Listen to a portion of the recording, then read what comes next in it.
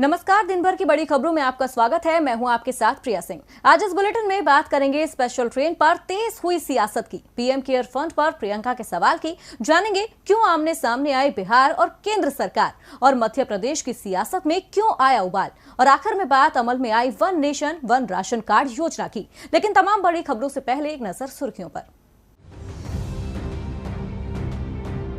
एक और राहत पैकेज की तैयारी में केंद्र सरकार। वित्त मंत्री निर्मला सीतारमण ने की प्रधानमंत्री से मुलाकात। देश की इकोनॉमी को उबारने और मौजूदा हालात से निपटने के लिए सरकार कर सकती है राहत पैकेज का ऐलान। देश में ऑरेंज जोन के जिलों में टैक्सी में चालक के अलावा 2 सवारी की ही अनुमति। गृह मंत्रालय ने जारी किया आदेश। मौजूदा स्वास्थ्य हालात के चलते 17 मई तक लागू है बंद।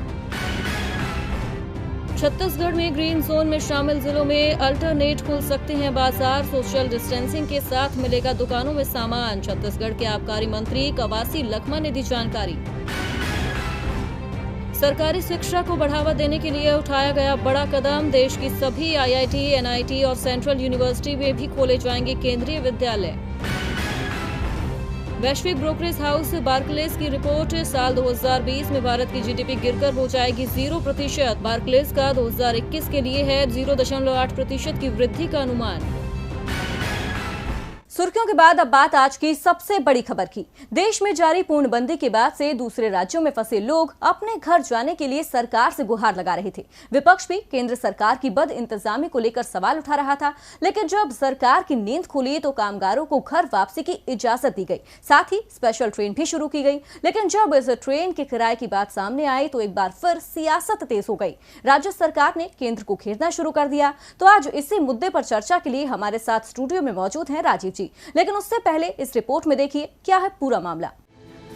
स्वास्थ्य मुसीबत से पार पाने के लिए केंद्र सरकार ने पूरे देश में तालाबंदी लागू कर दी है, जिसने आर्थिक मोर्चे पर सरकार की मुसीबत भी बढ़ा दी है।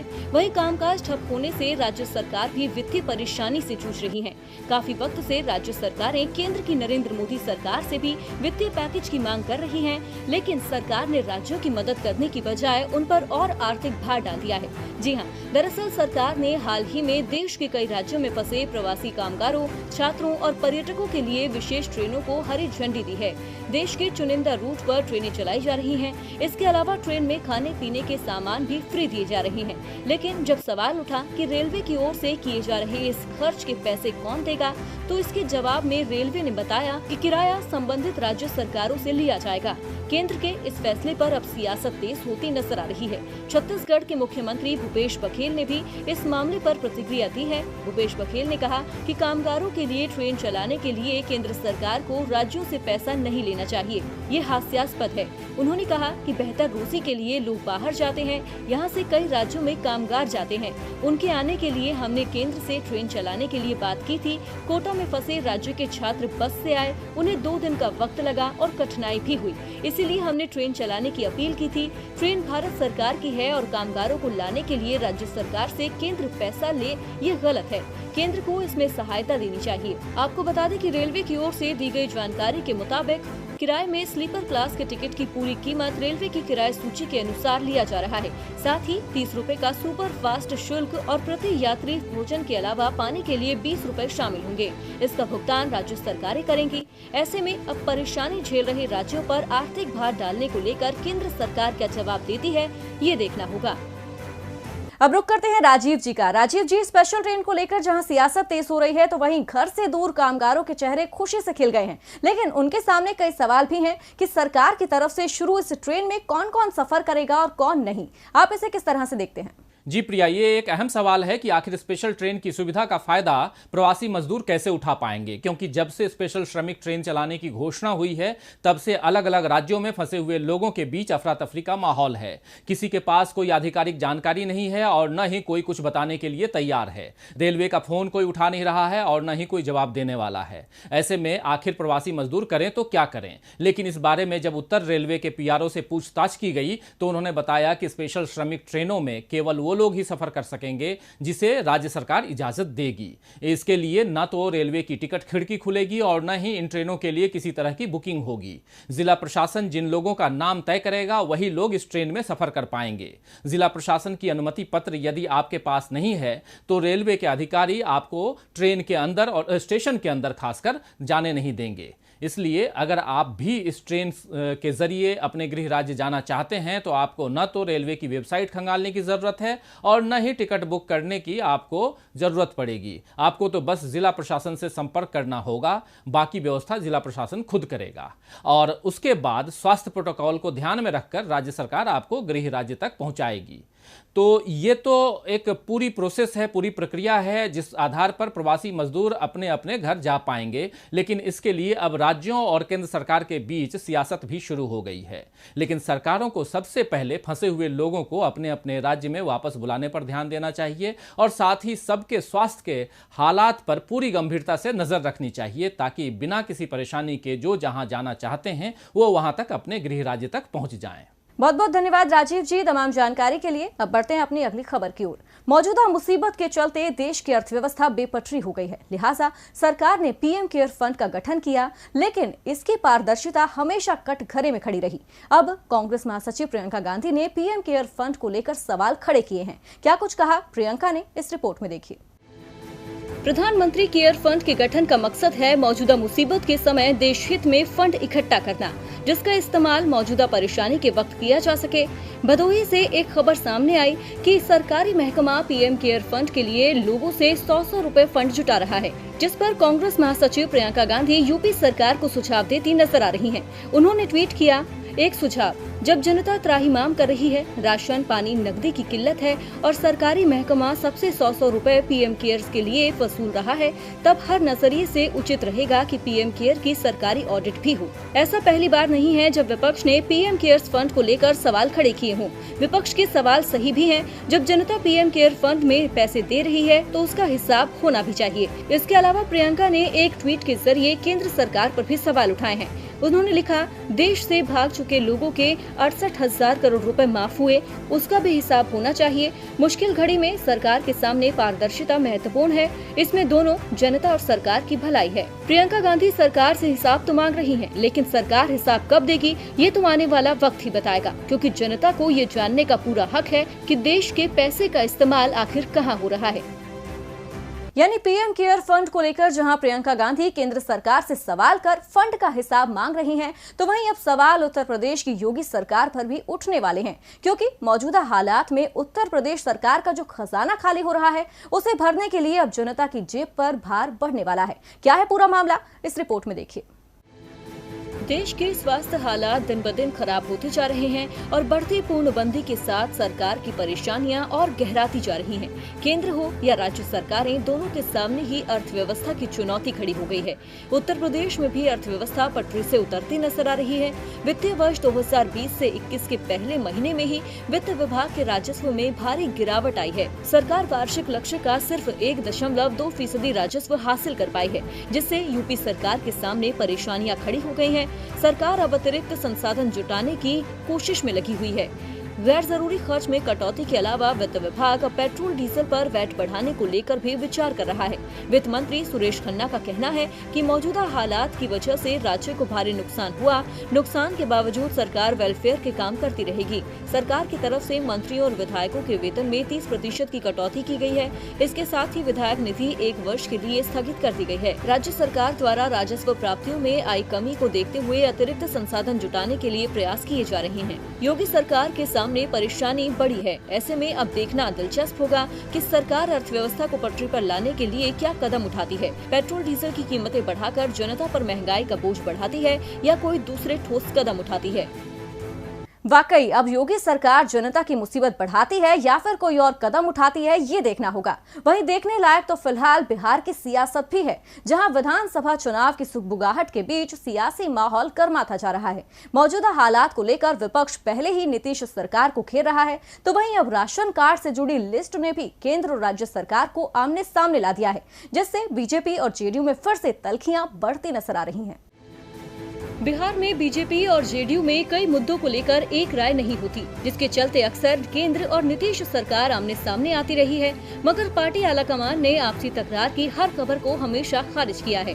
लेकिन अब एक बार फिर बीजेपी और जेडीयू में तल्खियां बढ़ती नजर आ रही हैं। दरअसल मौजूदा स्वास्थ्य हालात में गरीबों के राशन कार्ड के मुद्दे पर केंद्र सरकार और बिहार सरकार अब आमने सामने आ गई है। बिहार के खाद्य एवं आपूर्ति मंत्री मदन सहनी ने पिछले दिनों केंद्र को चिट्ठी लिखकर 30 लाख परिवारों यानी 1.5 करोड़ लोगों के लिए अनाज भेजने का आग्रह किया था। लेकिन केंद्रीय खाद्य एवं उपभोक्ता मंत्री रामविलास पासवान ने बिहार के इस आंकड़े पर सवाल खड़ा करते हुए इसे नकार दिया। रामविलास पासवान ने कहा कि बिहार के खाद्य मंत्री ने 2021 की औपबंधिक जनसंख्या के आधार पर 150 लाख नए लाभ उठाने वालों के लिए 75,000 टन अनाज के आवंटन की मांग की है, जबकि पहले ही 2011 की जनगणना के अनुसार 14.04 लाख लाभ उठाने वाले कम हैं, उनकी पहचान नहीं हुई है। ऐसे में बिहार में गरीबों को राशन देने का मामला अटक गया है। इसकी वजह से बिना कार्ड वाले गरीबों को राशन मिलना मुश्किल हो गया है। केंद्र ने राज्यों से दोबारा नई सूची सौंपने के लिए कहा है। वहीं रामविलास पासवान की आपत्ति के बाद बिहार सरकार के खाद्य आपूर्ति मंत्री मदन सहनी सामने आए और कहा कि राज्य का आंकड़ा सही है। मदन सहनी ने कहा कि बिहार ने 2 स्तर पर डाटा मंगवाया है, एक आरटीजीएस काउंटर के जरिए और दूसरा जीविका द्वारा मंगवाया गया है। मदन सहनी ने बताया कि 14.5 लाख नहीं बल्कि जनसंख्या बढ़ने के कारण पूरा डाटा 30 लाख हो गया है। अगली जनसंख्या वर्ष 2021 में होगी। जब तक जनगणना होगी तब तक गरीबों के लिए राशन भेजना चाहिए। मदन सहनी ने बताया कि अगर पूरे नाम की लिस्ट चाहिए तो वो भी मुहैया करा दी जाएगी। ऐसे में मौजूदा हालात में सबसे बड़ा सवाल ये खड़ा हो गया है कि अब जिनके पास राशन कार्ड नहीं है उन्हें राशन कब और कैसे मिलेगा। आखिर बिहार सरकार ने पहले से दिए आवेदनों पर विचार क्यों नहीं किया था। ऐसे में केंद्रीय मंत्री ने पूरी लिस्ट मांगी है। अब देखना होगा कि बिहार सरकार कब तक और कितने लोगों की लिस्ट केंद्र को सौंपती है ताकि अनाज उपलब्ध कराया जा सके। तो एक तरफ जहां राशन कार्ड का मुद्दा बिहार में केंद्र सरकार और जेडीयू में तल्खियों को बढ़ाता नजर आ रहा है, तो वहीं मध्य प्रदेश में कांग्रेस सरकार की सत्ता से विदाई के बाद भी सूबे का सियासी पारा गरमाया हुआ है। कभी कांग्रेस मौजूदा हालात को लेकर सूबे की शिवराज सरकार को घेरती है, तो कभी सिंधिया के पाला बदलने को लेकर खरी खोटी सुनाती है। लेकिन इस बार पूर्व मुख्यमंत्री कमलनाथ ने दिग्विजय सिंह को लेकर एक ऐसा बयान दिया है जिससे पार्टी के अंदर मची कलह जग जाहिर हो रही है। मध्य प्रदेश में जब ज्योतिरादित्य सिंधिया ने अचानक पाला बदलकर भारतीय जनता पार्टी का कमल थाम लिया, तो कमलनाथ सरकार पर काले बादल मंडराने लगे, क्योंकि सिंधिया के 20 से ज्यादा समर्थक कांग्रेस का साथ छोड़ने को तैयार हो गए। काफी वक्त तक कमलनाथ संख्या बल होने का दावा करते रहे, मगर जब बहुमत परीक्षण का वक्त आया तो उन्होंने त्यागपत्र थमा दिया। लेकिन अब कमलनाथ ने सरकार गिरने के 41 दिन बाद बयान देकर राजनीतिक गलियारे में फिर से हलचल मचा दी है। दरअसल एक निजी चैनल से बातचीत में कमलनाथ ने साफ तौर पर सरकार गिरने के लिए वरिष्ठ नेता दिग्विजय सिंह को जिम्मेदार ठहराया है। कमलनाथ ने कहा, मैं राज्य में अपनी सरकार इसीलिए नहीं बचा सका क्योंकि दिग्विजय सिंह ने मुझ में झूठा विश्वास भर दिया था कि पार्टी के कुछ विधायक साथ छोड़कर कहीं नहीं जाएंगे। ये जानबूझकर नहीं किया गया था, लेकिन स्थिति को ठीक से न समझ पाने की वजह से ऐसा हुआ। दिग्विजय ने महसूस किया कि कुछ विधायक जो दिन में 3 बार उनसे बात कर रहे थे वो कभी पार्टी का साथ नहीं छोड़ेंगे, लेकिन उन्होंने साथ छोड़ दिया। कमलनाथ के शब्द बयां कर रहे हैं कि दिग्विजय की लापरवाही की वजह से कमलनाथ को सत्ता से बाहर होना पड़ा। हालांकि जब कमलनाथ का बयान सियासी गलियारों में वायरल हुआ तो कमलनाथ ने खुद की बात का ही खंडन करते हुए कहा कि मेरी सरकार गिरने के मुद्दे पर बातचीत में मैंने चैनल से कहा, स्वयं मुझको और दिग्विजय सिंह को कुछ विधायकों ने झूठा विश्वास दिलाया था कि वो वापस लौट आएंगे। उनके झूठे विश्वास पर हम दोनों ने भरोसा किया और हम अपनी सरकार नहीं बचा पाए। अब भले ही कमलनाथ ने अपने बयान पर सफाई दे दी हो, लेकिन उनके इस बयान पर विरोधियों का चुटकी लेना तय है। और बुलेटिन के आखिर में बात अमल में I one nation one ration card योजना की। सुप्रीम कोर्ट के फैसले के बाद सरकार ने one nation one ration card योजना को लागू करने का फैसला किया है, जिसके बाद दूसरे राज्यों में फंसे लोगों को राहत मिल सकेगी। फिलहाल 17 राज्यों में लोगों को ये सुविधा मिल सकेगी। आखिर क्या है one nation one ration card योजना और इससे दूसरे राज्यों में फंसे लोगों को कैसे मिलेगा फायदा, इस रिपोर्ट में देखिए। One nation one ration card योजना, जिसके तहत लोग किसी भी राज्य में राशन ले सकेंगे। जी हां, केंद्र सरकार ने 17 राज्यों में one nation one ration card योजना लागू कर दी है, जिसके बाद घरों से बाहर रहने वाले 17 राज्यों के प्रवासी भी अपने राशन कार्ड पर जहां रह रहे हैं वहां से राशन ले सकेंगे। अब यूपी, बिहार, पंजाब, हिमाचल प्रदेश, दादर नगर हवेली और दमन दीव को इस योजना से जोड़ने के लिए खाद्य और सार्वजनिक वितरण मंत्रालय ने स्वीकृति दे दी है। आपको बता दें कि पिछले दिनों एक याचिका पर सुनवाई के दौरान मौजूदा मुसीबत से परेशान लोगों को राहत देने के लिए सुप्रीम कोर्ट ने केंद्र से one nation one ration card योजना पर तुरंत विचार करने को कहा था, ताकि गरीब और अप्रवासी कामगारों को इससे मदद मिल सके। केंद्र सरकार इस योजना को जून में लागू करने पर विचार कर रही थी, लेकिन मौजूदा परिस्थितियों को देखते हुए सरकार ने बड़ा कदम उठाया है। इसके साथ ही राष्ट्रीय और अंतर्राज्यीय पोर्टेबिलिटी की सुविधा 17 राज्यों और संघ शासित क्षेत्रों के करीब 60 करोड़ NFSA लाभार्थियों को मिलेगी। दरअसल सरकार के राहत पैकेज के ऐलान के बावजूद कई लोगों को 2 वक्त की रोटी नहीं मिल पा रही थी। इस संबंध में जो याचिका सुप्रीम कोर्ट में दायर की गई थी, उसमें भी राज्यों का अपने लोगों को प्राथमिकता देने और दूसरे राज्यों के लोगों को मदद न मिल पाने की बात कही गई थी, जिसके बाद अब सरकार ने इस योजना की अहमियत समझते हुए इसे 17 राज्यों में लागू कर दिया है। तो फिलहाल दिन भर की बड़ी खबरों में मेरे साथ इतना ही। आप देखते रहिए DB लाइव। नमस्कार।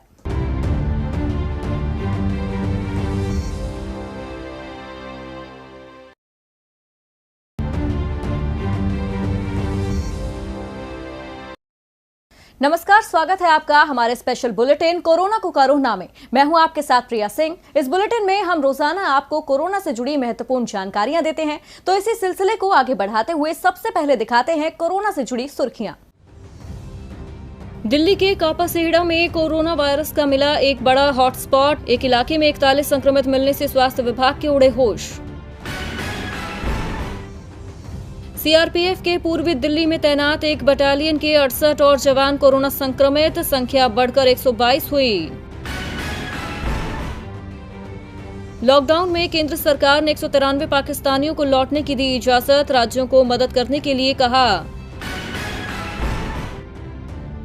चीन में संक्रमित मामलों की संख्या घटकर हुई 1, WHO ने की तारीफ, कहा दुनिया के देशों को वुहान से सीखना चाहिए। सुर्खियों के बाद बढ़ते हैं अपनी पहली खबर की ओर। वैश्विक महामारी कोरोना वायरस ने दुनिया भर में तबाही मचाई हुई है। इससे लड़ने के लिए देश विदेश में तमाम कोशिशें की जा रही हैं, फिर भी कोरोना की रफ्तार थमने का नाम नहीं ले रही है। बताते हैं आपको कोरोना ने अब तक कितनी तबाही मचाई है। कोरोना की रफ्तार थमने का नाम नहीं ले रही है। लाख कोशिशों के बावजूद सभी तैयारियां नाकाम साबित हो रही हैं। देश में कोरोना के चलते 17 मई तक लॉकडाउन की अवधि को बढ़ा दिया है। भारत में कोरोना के ताजा आंकड़ों पर नजर डालें तो भारत में 37,336 कोरोना संक्रमित हैं। वहीं अब तक 1218 लोगों की मौत हो चुकी है। 24 घंटे में बढ़े 2,293 नए मामले और 9,915 मरीज इलाज के बाद ठीक हो चुके हैं। देश भर में लॉकडाउन 17 मई तक लागू हो गया है। रिकवरी रेट पर ध्यान दें तो 26.64% है। स्वास्थ्य मंत्रालय के मुताबिक देश में कोरोना वायरस से संक्रमित मरीजों की संख्या पिछले 24 घंटे में सबसे तेजी से बढ़ी है। इस बीच राजधानी दिल्ली में कोरोना के केस तेजी से बढ़ते हुए 3,738 हो गए हैं। मंत्रालय के मुताबिक पिछले 24 घंटे में यहां 223 नए मामले सामने आए हैं और 2 मरीजों की मौत हुई। खैर, इस महामारी के बढ़ते प्रकोप को देखते हुए लॉकडाउन की अवधि को 2 हफ्ते यानी 17 मई तक के लिए बढ़ा दिया गया है। हालांकि केंद्र सरकार ने रेड जोन को छोड़कर ग्रीन और ऑरेंज जोन में आने वाले इलाके में कुछ रियायतें जरूर दी हैं।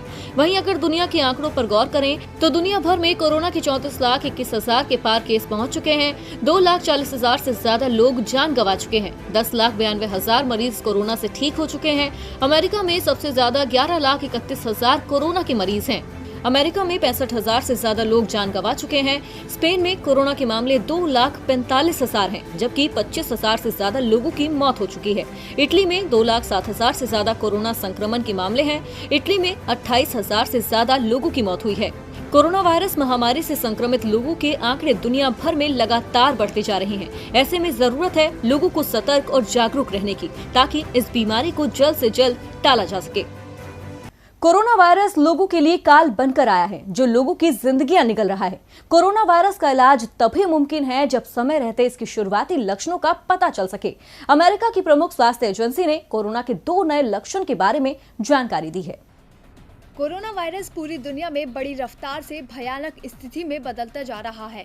कोरोना वायरस ने अब तक दुनिया के 185 से ज्यादा देशों के करीब 35 लाख लोगों को अपना शिकार बनाया है। यही वजह है कि कोरोना वायरस तेजी से फैलने वाले अब तक के सबसे खतरनाक इन्फेक्शंस में से एक बन गया है। अमेरिकी स्वास्थ्य सुरक्षा एजेंसी रोग नियंत्रण एवं निवारण केंद्र ने कोरोना वायरस के लक्षणों की आधिकारिक लिस्ट में इस बीमारी से जुड़े 6 नए लक्षणों को जोड़ा था, लेकिन अब इसको लेकर एक नई जानकारी सामने आई है। अब बुखार या खांसी ही नहीं, कोरोना वायरस के 17 लक्षणों में थकान, सिरदर्द भी शामिल है। चीन में 55,924 लोगों के ऊपर हुए विश्व स्वास्थ्य संगठन के शोध के आधार पर एम्स ने मरीजों की पहचान के लिए 17 क्लिनिकल फीचर को आधार बनाया है। इनमें छाती के एक्सरे, सीटी स्कैन को भी मरीज की पहचान का महत्वपूर्ण जरिया बताया है। New England journal of medicine में छपे एक शोध के मुताबिक छाती के सीटी स्कैन से 86% मरीजों की पहचान की जा सकती है।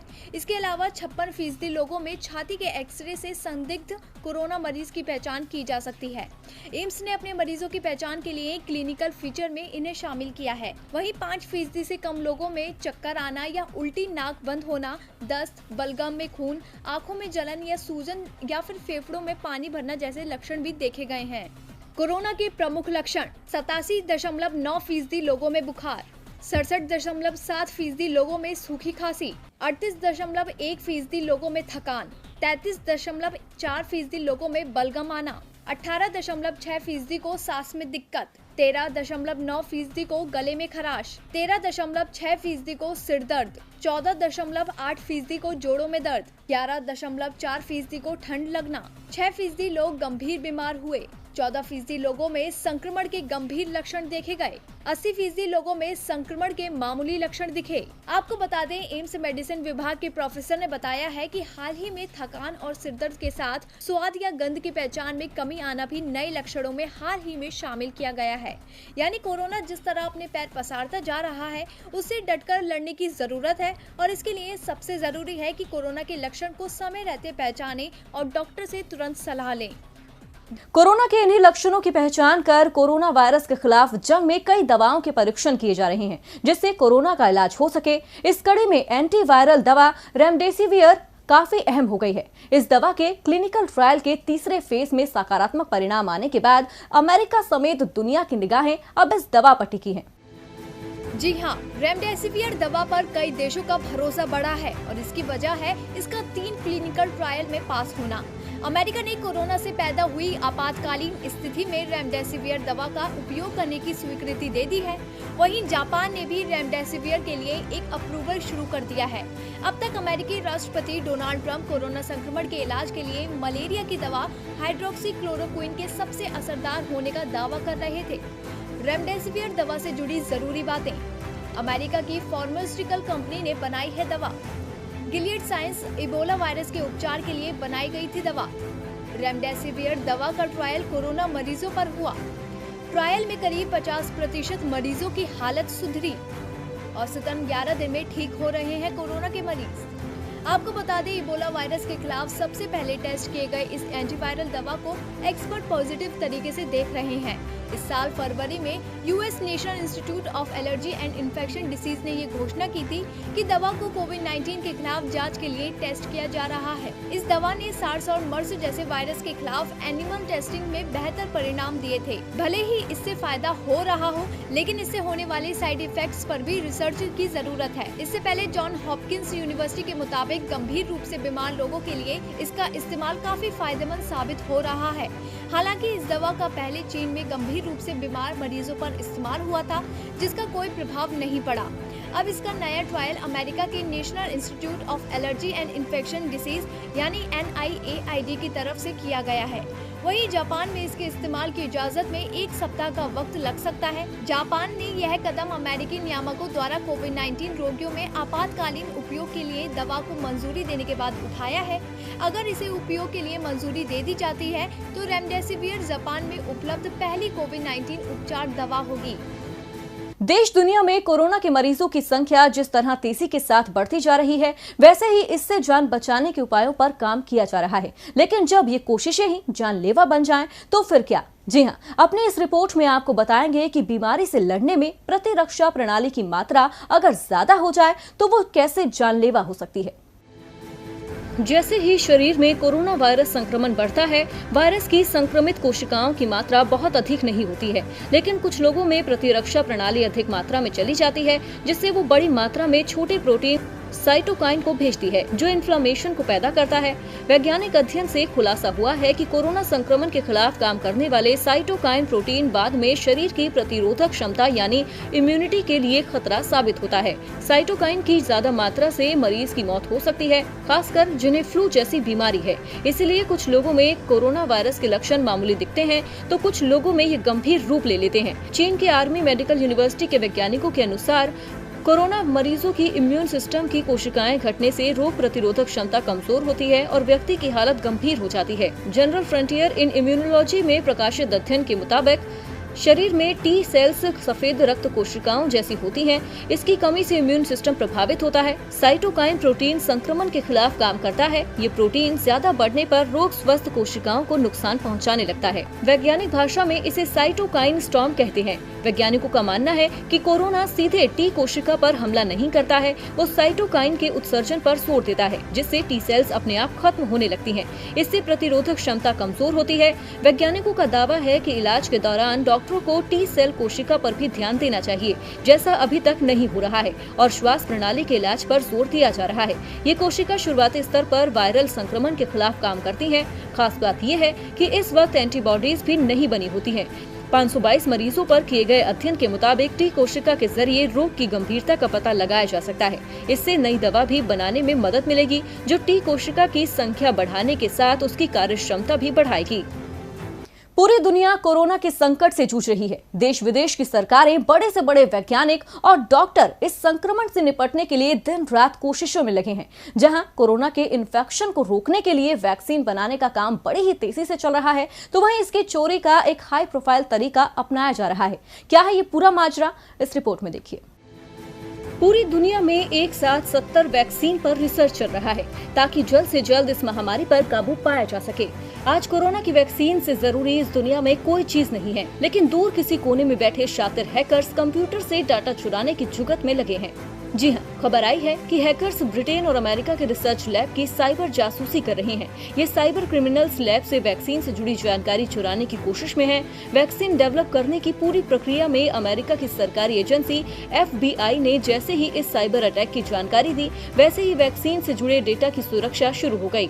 अधिकारियों ने बताया कि वो मेडिकल टीमों से लगातार संपर्क में हैं और इस प्रकार के साइबर अटैक्स पर कड़ी नजर रखी जा रही है। जैसे ही इस साइबर हमले की जानकारी मिली, वैसे ही क्राउडस्ट्राइक कंपनी, जो साइबर दुनिया की पहरेदारी करती है, उसने क्लाइंट के कंप्यूटर, उनके इंटरनेट सर्वर, मोबाइल और इस तरह के बाकी इलेक्ट्रॉनिक सिस्टम को सुरक्षित करने में जुट गई है। इस कंपनी ने हैक किए गए कंप्यूटरों को खंगाला, हैकिंग के लिए जिन वेब डोमेन का इस्तेमाल हुआ था उनको खोजा। पड़ताल करने पर इसका लिंक उन्हें शंघाई में रहने वाले चेन नाम के एक आदमी तक ले गया। क्राउडस्ट्राइक की टीम को चीन के सोशल मीडिया अकाउंट पर कई तस्वीरें मिली हैं। इंटेलिजेंस के एक अधिकारी ने कहा कि उन्हें शक है कि इस साइबर जासूसी के पीछे चीनी कम्युनिस्ट पार्टी का हाथ है और ये पार्टी जानना चाहती है कि अमेरिका और ब्रिटेन की लैब में वैक्सीन पर क्या काम हो रहा है। BBC ने बताया कि अमेरिकी सरकार ने मेडिकल रिसर्च ऑर्गेनाइजेशन को इस हैकिंग के खतरे से अलर्ट रहने को कहा है।